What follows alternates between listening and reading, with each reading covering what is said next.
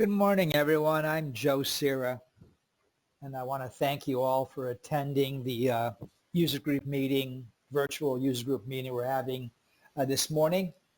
Just a little housekeeping first. We promise to get you out of here by 9:30. Chris Fisher's the moderator. She's going to take care of making sure that everybody's microphone is off. If you have questions, you can submit those on the chat option and we'll get to them at the end of the session. Next slide, Al. First thing, if you want to get a bigger view of the presentation, on the top of the screen, there is a little pull down menu right in the center.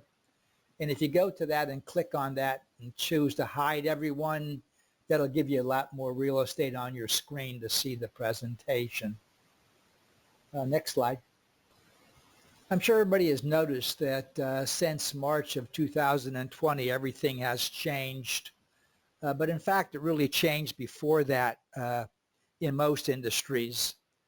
There's a book out by Tom Friedman called The World is Flat that basically his premise was that the PC and the internet's going to change everything. And in the future, people are going to work from home or from remotely because of those two innovations. Was that the case in the medical community for our unique reasons? But after the COVID virus hit, a lot of practices started working from remote locations, especially staff that didn't need to be within the office. Besides the ability to work from anywhere with what we call cloud-based technology, there's also been a lot of complicated insurance programs require technology for your practice to be able to handle the requirements of the Medicare program, especially with the newer requirements for both MIPS and 21st Century Act. So what STI wants to do is help your location, your practice to survive the 21st century and stay independent. Next slide. So here's what's been happening. It's kind of interesting. I'm not sure if in fact that you do know this, but since COVID in March of 2020, 1 in 5 healthcare workers have quit their jobs, either by retiring or by just quitting and going into another industry. And we're finding that a lot of the experienced billers are retiring, and certainly younger people prefer to work from home, don't have quite as much billing knowledge like your retiring staff. And the result is labor shortages, especially in the medical industry. And we kind of think you want to focus your staff on patient interaction and not burn out the people you have that are carrying the load for missing 20% of the medical workers. Next slide. The other things that have happened is in the advent of this ransomware, where practices are being hit with cyber attacks, and that's the topic of today's webinar. Now we'll cover that in more detail, but Microsoft, Charlie Bell, who's their security chief, has indicated that he thinks that most practices would be better off using a cloud-based software, which means basically a professional organization is maintaining that server for you rather than trying to maintain a server in your own office. Obviously, if you want to keep your server, that is fine, but when the time comes to look at a new server, you may want to take a look at a cloud solution. And STI has one of those that can help your practice to go to that cloud-based product. When you do that, STI staff is actually going to handle your software updates. We're going to do your off-site backup so your software is always up to date. Next slide. Our whole approach since we were founded was to try to find a way to bring technology and knowledge to help independent practices to stay independent. And we have a host of new products that are available that you may not be aware of, but we have these monthly webinars. And if you attend, I think you can get a better idea of what products are available that would help you in your practice. Next slide. The final thing I want to mention is the concept of revenue cycle optimization, which is a new process that STI has developed that allows us to share the cloud-based software with you and provide assistance in billing so that STI and your practice shares in the data. STI provides the technology, typically for free, and the people both in your office and at STI share the software to take your billing hopefully to the next level. And we bring knowledge to help with both MIPS and ACO assistance to keep your facility compliant with the rules out there for the Medicare system. Now we can talk about that in another webinar, but let me turn this over to Al, who will get into cybersecurity. I'll be back a little bit later for questions. It's all yours, Al. Thank you so much, Joe. Thank you for joining us. Yeah, I'm Al. I'm the Director of Technical Services at STI. And, I'm the guy who's pretty much up all night losing my hair, always worried about these attacks that are constantly happening. At STI, we remotely monitor nearly 1,000 networks, and, we see brute force attacks being attempted all the time. We see from Office 365, the Microsoft's online mail system, phishing attempts that are being thwarted, but even with all that, things do get through. So I was looking, and I'm always constantly reading what's going on out there in the industry, and I put together a little presentation on the trends for 2022 and what's going on. So basically, right now, there's more ransomware. And just real quickly, ransomware is when they get a hold of your system, they encrypt all your files, and then they tell you, send me a couple Bitcoin and I'll give you the password to unencrypt your files. So there's going to be more of that. There's an increase in geo-targeting phishing. So, the number one thing is phishing, where they're actually sending an email that's not a real email, and they get you to click on something into that email so that they can either get in through your credentials, or they're using a keylogger that now tracks everything you type into your computer. So when you type in your password, they get it. If you type in information, they're getting it. They can actually see your screen.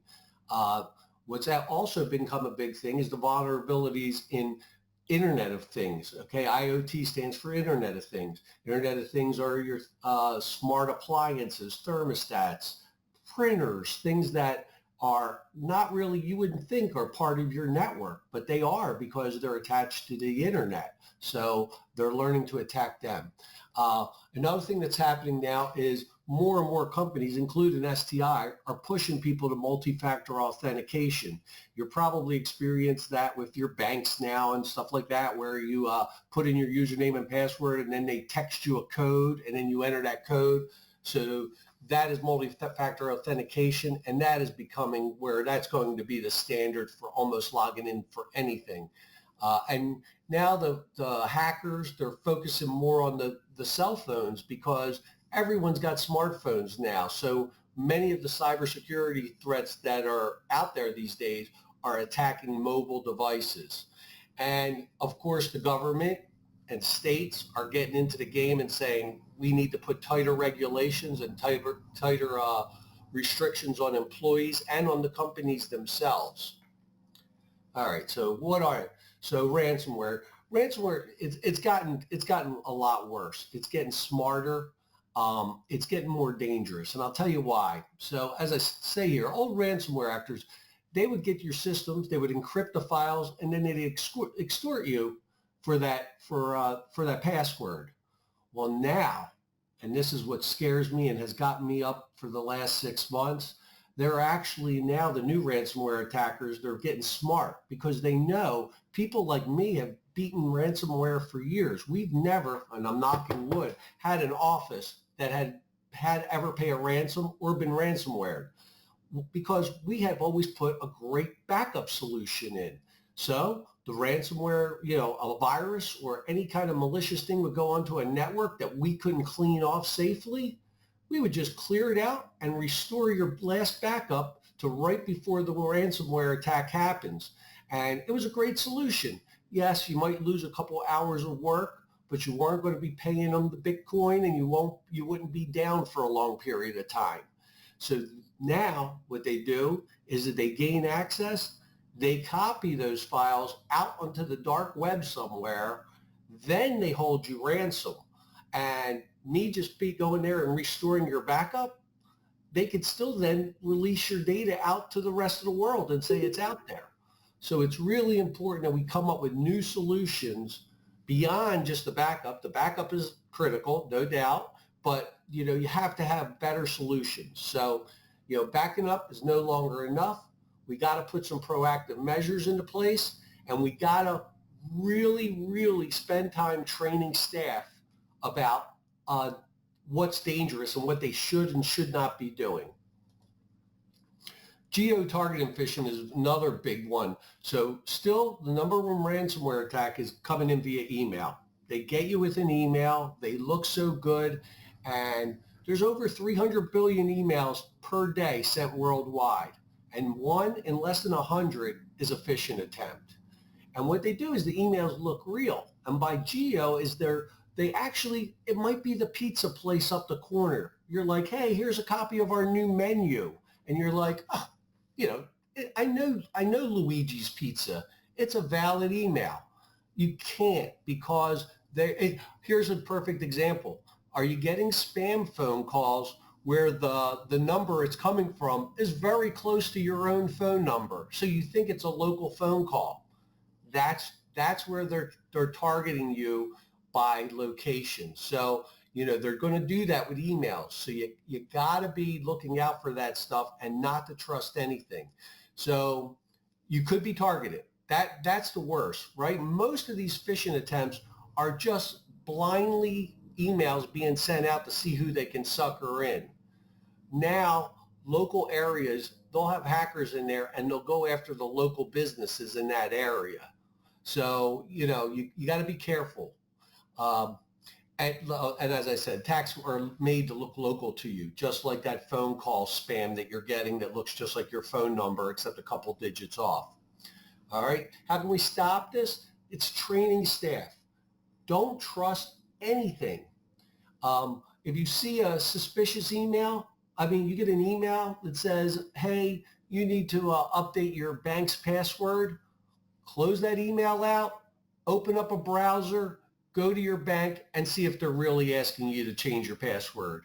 I get that email from all sorts. I get it. I do have a cybercurrency account. I constantly get emails saying, oh, you've been hacked. You need to update your password. And I close that email. I open up my browser. I go out to Coinbase and there's nothing out there about them. I'm fine. Everything's fine. So you need to really be careful with that. Don't access any links from those suspicious emails. And then don't trust attachments. If you get an attachment from me and it's not something I regularly send, so like if you're a managed service customer of mine, I send you an email on the 4th every morning, that has an attachment with your report for the month of, your system, that's pretty safe. But if you get an email from me in the middle of the month or the middle of the week and it has an attachment, give me a phone call. Just say, or text me and say, Al, did you send me this attachment? It is a little old fashioned, but I think it's the safest thing. I had a customer that got an email that says, an email went to the controller from the president of the company saying, send a $500 gift card to this email or to this place. It wasn't him. If she would have just stopped, called him and go, do you really want me to send a gift card? He would have said, no, I never sent you that email, but she sent it. So they won't ever do that again. They know now, to always check. But an old-fashioned phone call is a good way to verify that that email that someone is sending you is valid. Okay, IoT. This is another big one, right? IoT is growing at like 18% a year. There's now over 15 billion items that are connected to the internet. And a lot of these things are the things like the Alexa speaker in your house, the thermostats, now refrigerators. Everything is connected to the internet. So they're finding ways to get into those devices because unlike Microsoft, who sends out patches every month, these guys may not be on top of it. They may not be installing the latest patches. And soon as someone finds a vulnerability, they're out on Reddit or on the dark web sharing that information so that, less intelligent criminals can use them against you.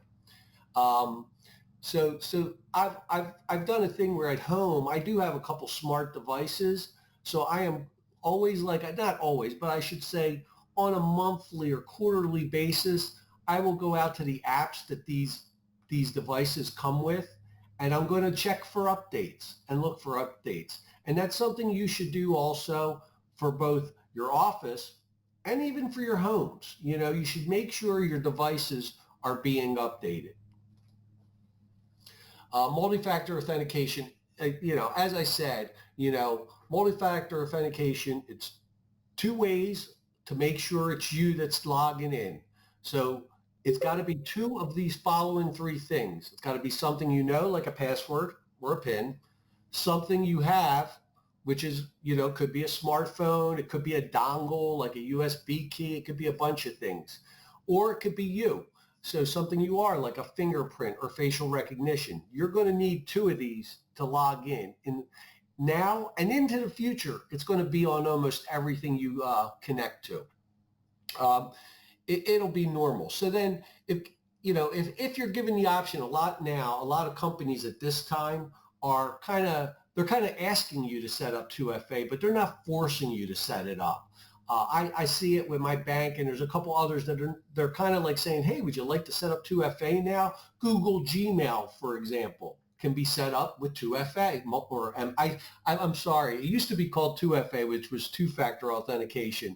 Now they're not sticking to two. It's really, they changed the name to multi-factor authentication. So, set it up. Make that option and set it up. There's applications you can use your phone, because to tell you the truth, I usually, if I have the option, I will not do the one where it sends me a text to my cell phone. I use an authentication. There's a couple out there. There's one called Authy, AUTHY, and there's Microsoft's Authenticator.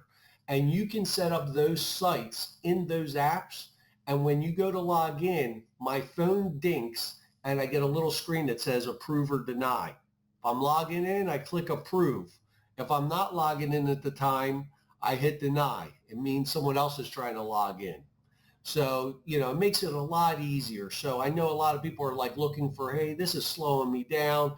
This is made so that it doesn't slow you down. And it's worth the protection.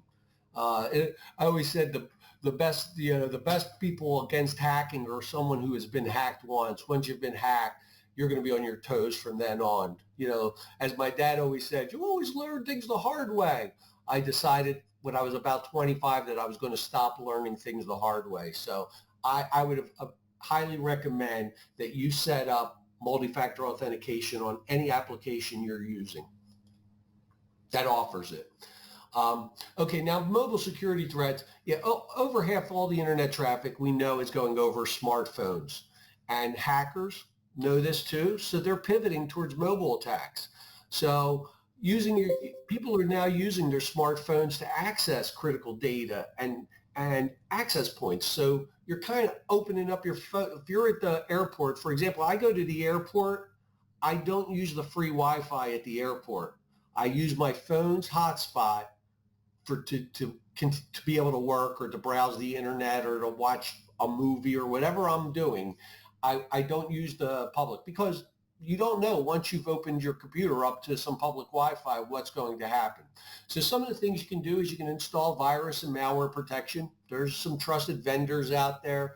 I use Avast. There's plenty of them out there, you know. And then the other thing is, don't just download apps to your phone without verifying, doing some Google researching on the app.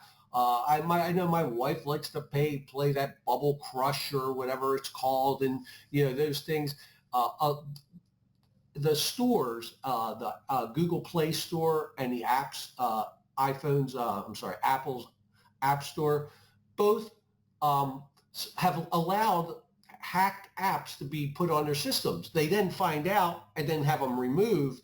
But sometimes, you know, the stuff gets out there. There was one that was just in the news recently. There was like 1.4 million downloads of a hacked app before Apple took it off of their app store.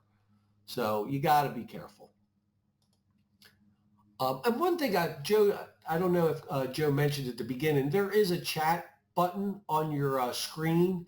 So if you have any questions as I go along here, if you type them in, Chris could let me know and I'll try to answer them. And of course, at the end, we're going to have a question and answer, a time for questions and answers. Hopefully, I'm trying to talk fast. I apologize. This subject really has me a little anxiety. Okay, so there's going to be tighter rules coming out and employee restrictions. Regulations are just becoming stricter. New York just released some really tough rules for their companies and definitely for the medical community.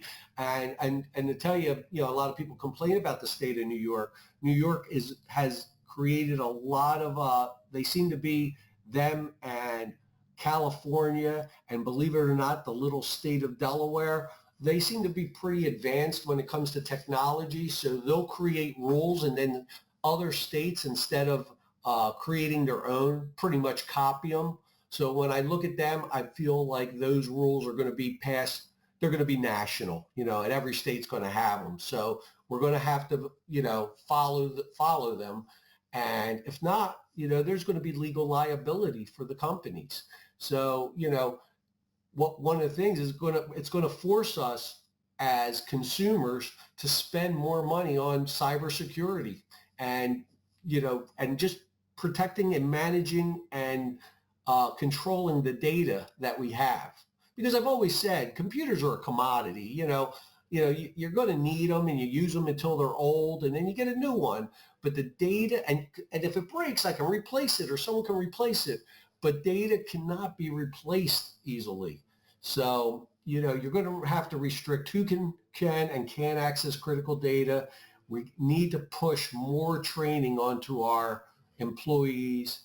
And one of the things that I'm about to implement, and I'm not sure how to do it because there's a cost thing and everything I add just keeps adding these costs. And I don't want to pass them on to my customers because I know they're in the same situation as us where healthcare, it's a very tight industry, you know, is implement fake phishing, right? So what it does is it'll send emails out to your staff on a random basis out of the blue. It'll send an email to them and it's a phishing attempt. It'll look real.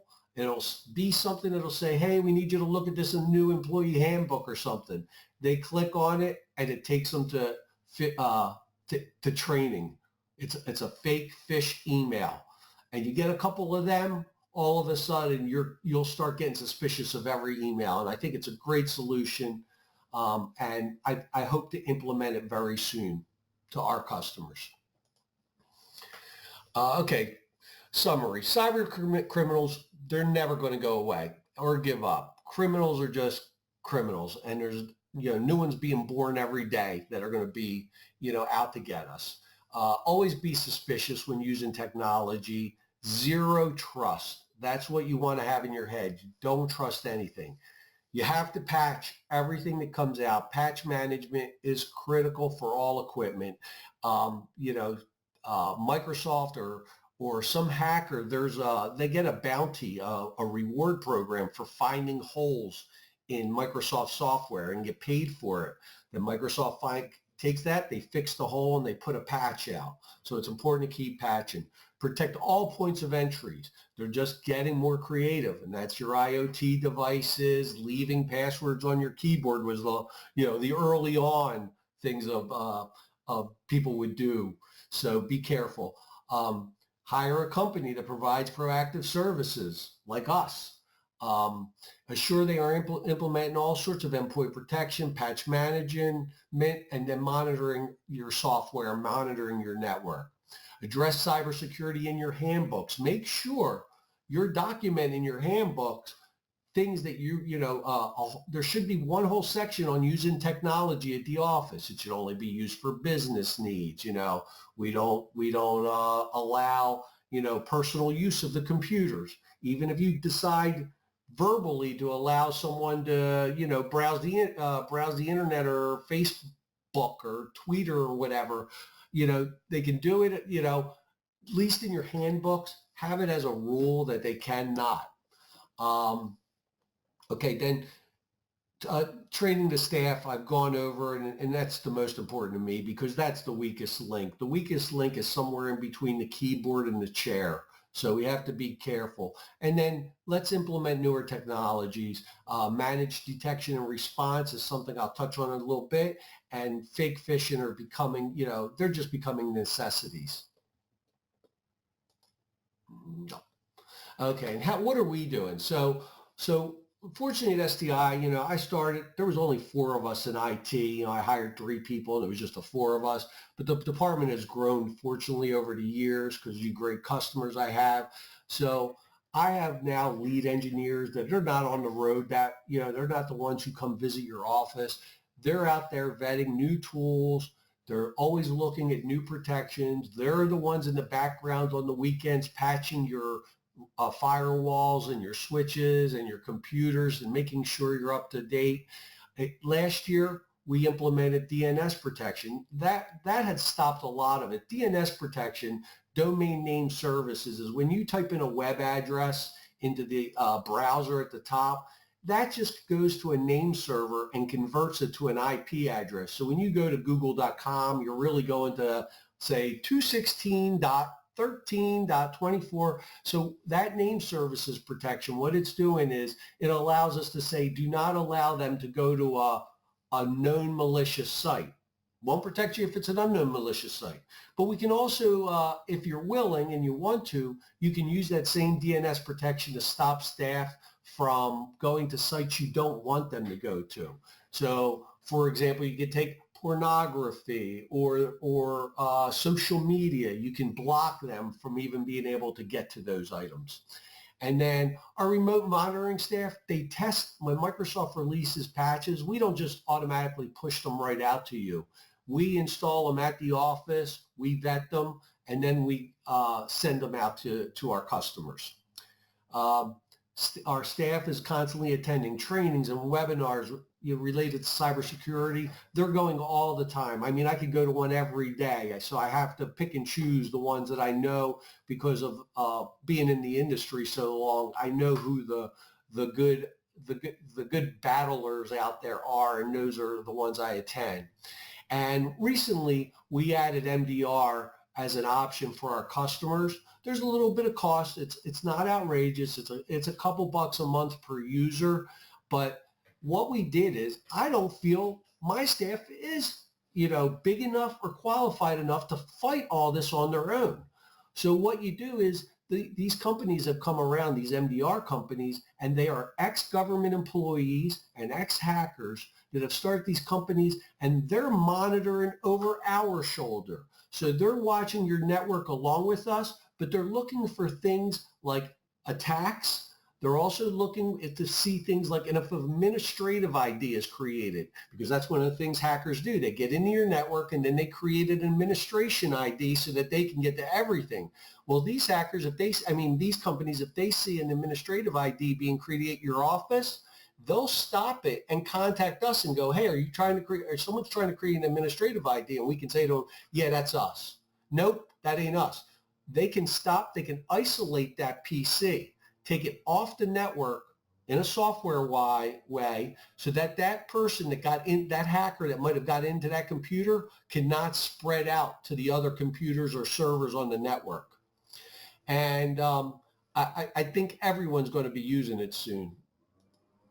I'm sorry, I see the time is getting there. So some of the other stuff we offer, just if you don't use our services, just let you know, we buy and sell computers.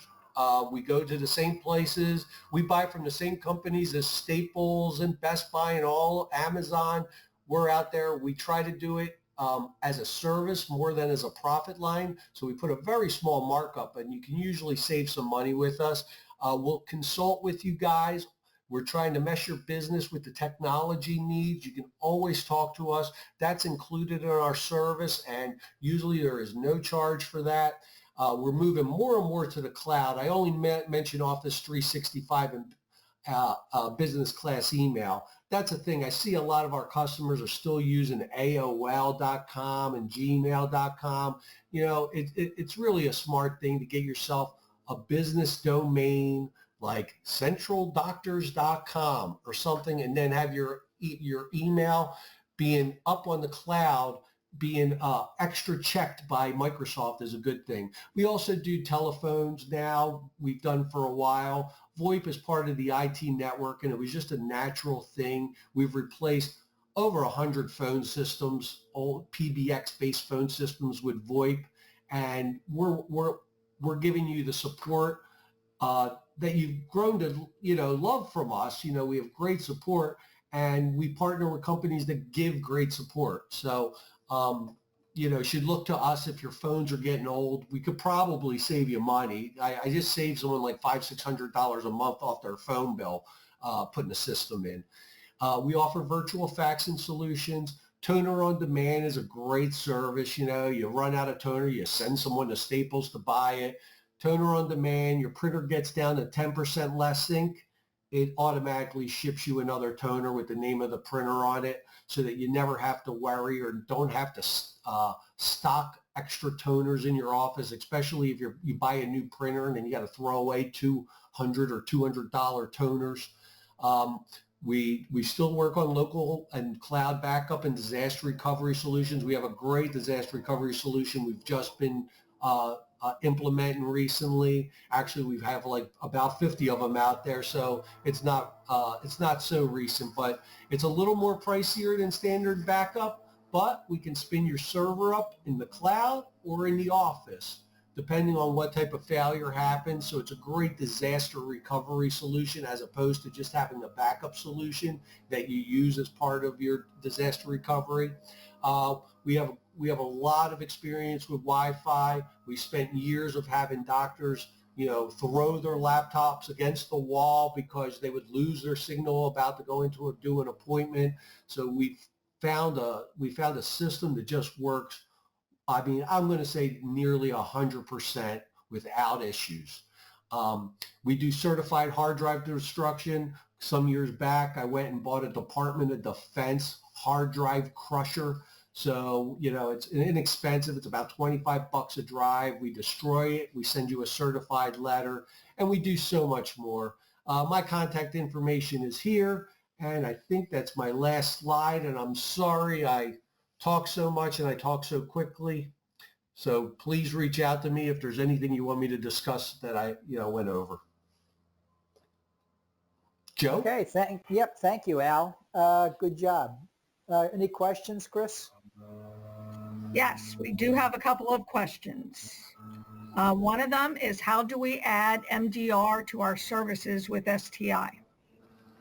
Yeah, just send me an email. You should have gotten, at the time that a renewal happens, we're now sending the documentation because there's an implementation process. It's great. I'm having landscaping done outside my window right now. Because we can't implement it to 1,000 offices all at once. We were doing it at contract renewal time. But if you're interested to add it, today or as soon as possible, I should say, just contact me. We'll let you know what it would add to your contract. And like I said, it's a couple dollars per user per month. And then we'll set that up for you. It's not a problem. Here's another question. How does it work if an employee signs into our Wi-Fi and then checks their email on their phone? Can this go into our system if it's a bad email? Well, yes. Well, here's the thing. What I suggest is you set up a guest network, and then the guest network gets segregated. It's called DMZ, where they zone out the firewall and only allow, so that way you can have like guest Wi-Fi in your waiting room. So we wouldn't allow all those people are coming in. They're strangers and stuff. So what you do is you just path off the guest network, and that's what you give to your employees. That's what we do at STI. We have a STI guest network that is, no password, nothing, just you can use it. It doesn't affect us. They can't hurt us. Here's another Hope that answers question. your question. How are we protected with employees that are working remotely and they're in our app server? Well, in the case, and I see it's Karen. Hi, Karen. I see what we do is we're using RD Gateway. Now, most people are using RD Gateway and or Hamachi. So what's happening there, they're not really transferring any data. All that does is allows the keystrokes and the monitor, they're called screen scrapes. Every time the monitor changes across the screen, those are the only, and the mouse movements. So those are the only things that are going over the line to the other side. So, it's usually pretty safe. That's why we moved to RD Gateway.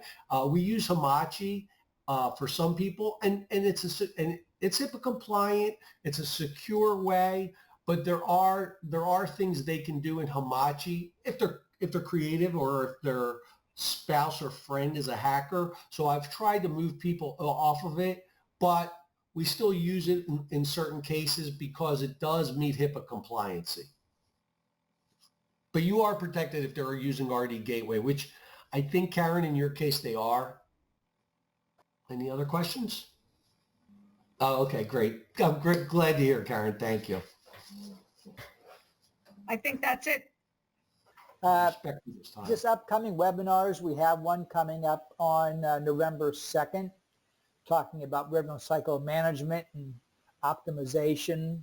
And we're also having our next user group meeting webinar will be in November, on November, I believe the 23rd, right before the Thanksgiving holiday. Also, I want to make a little announcement. STI just announced yesterday that we have come to an alliance with the Medical Society of New York. So for our New York clients, we now are working with the Medical Society, and it's a pretty good program where we're going to actually start doing webinars for the Medical Society members on topics, sort of like what we're doing today for our own clients. So we're pretty proud of that, and hopefully we'll be doing more business in New York as well. Last chance for questions, Chris? There are no other questions. All right. Thank everybody for attending, and hopefully we'll see you in November.